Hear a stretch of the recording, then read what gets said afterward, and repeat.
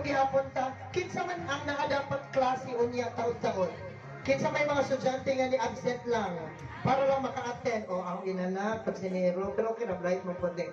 Kinsa man po diri ang mga ni-leave o ni-absent sa trabaho para lang maka-ari diri karon. Kinsa man? Na ako si GB nag-leave, si Donald nag-leave na o ni-absent. Absent. Kinsa man po diri ang may mga tindahan nga gisirado para lang gyud maka-ari diri isang abot. Grabe. Ang inyong pag-absent sa inyong trabaho o pagsirado sa inyong mga tindahan is much appreciated sa atong bagong kinasal. Kaya ang inyong oras mao ang inyong giregalo sa ilaha. So why don't you give yourselves a big round of applause? Pakpakin niyo mga kaugalingon.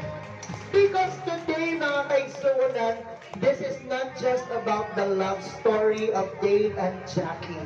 This is also about family. This is also about friends. And this is also about God's blessing for our newly wedded couple. So, without further ado, let us start this very beautiful celebration by welcoming here inside our venue and calling the attention of the following people.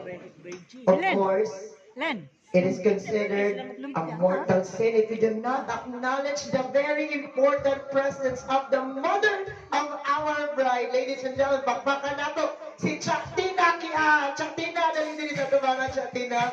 Ano, Chatina? Chatina dito sa tumangan sa dili sa tumangan. Bakbakan nato si Chatina. The mother of Jackie.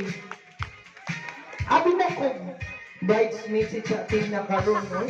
Mother of the bride, and of course, the other side of the coin, we also have the mother of our groom. Tawag nato si Ate Emerita Libres.